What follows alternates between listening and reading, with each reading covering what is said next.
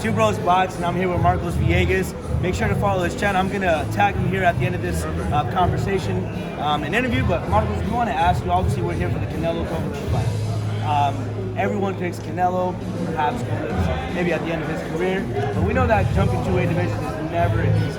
Do you mind giving us your input? How does that fight play out?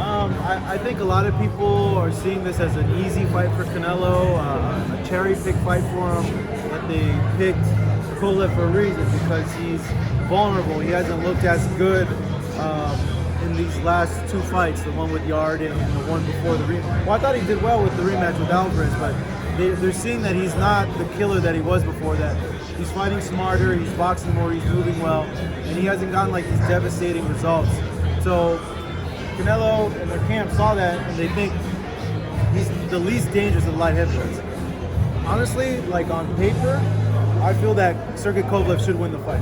Honestly, like on paper, he should win the fight. Right. Bigger guy, he's taller, longer range, has a very good jab, and he can keep Canelo.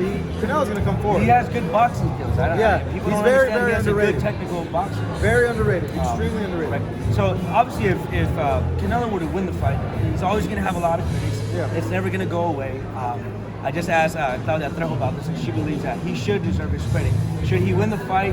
What do you think? Obviously, it's going to be critics. I'll tell you why he gets so much criticism. This is why he gets so much criticism. The whole, like, oh, he's won belts, this, and that. The reason why he gets criticism is he doesn't, he's fighting guys that aren't known as, like, the real, legit champions. He fought Fielding for the belt. Fielding wasn't the real champion. He wasn't the most dangerous guy at a super middleweight. He's fighting Kovalev. Yes, he's a champion, but he's not considered the most dangerous in the division. He's not considered the man in the division. That guy's Arthur Beterbiev. With Golovkin, he kind of fought him when he should have, but look at now. They're dragging it out, so he gets even older. That's where all the criticism comes from. When they bring up like the wins and stuff like that, he fought an old Mosley. He fought an old Cotto. He fought the Golovkin a year or 2 years after he should have fought him. He fought a Rocky Fielding that's whatever. He fought an old Kovalev. So that's where all the criticism is. You know, I think it's a byproduct of the era that we're in. Back in the day, you couldn't choose your opponents. Guys like Chavez and others had to fight the number one because that was the standard. That's what everyone had to do. There wasn't a lot of leeway. And then like in the mid-90s, Roy Jones kind of messed all that up with him picking who he wanted to fight.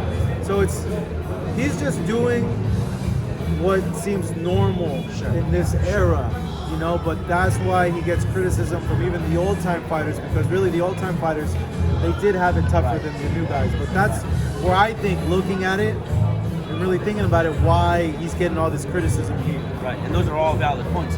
I'll ask you one more question, because I know you got to go. A legitimate fight where I think it is kind of good.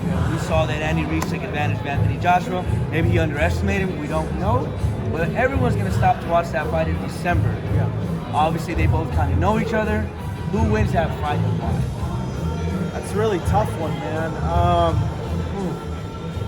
You know, there's a lot of questions, I think, that Joshua still has about himself. And he's had this time to really remold and reprogram himself. If he had any confidence issues, he's using this time in camp to boost up his confidence.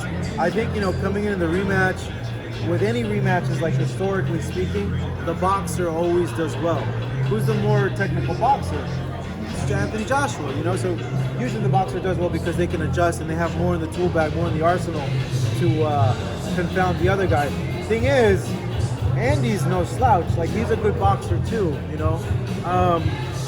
Rematch-wise, I think it all depends on two things. It depends on if Andy is going to come in really in shape and focus and hasn't let all this fame, all this craziness get to him, you know. And two, if Joshua's okay mentally.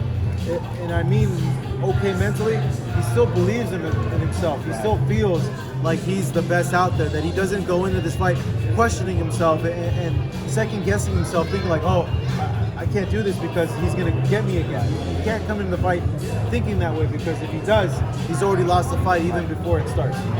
Marco, thank you so much for your time. If you can give our channel, Boxing, Two Bros Boxing, a shout out. I like the name. Thanks, guys. There you go. Don't worry, man.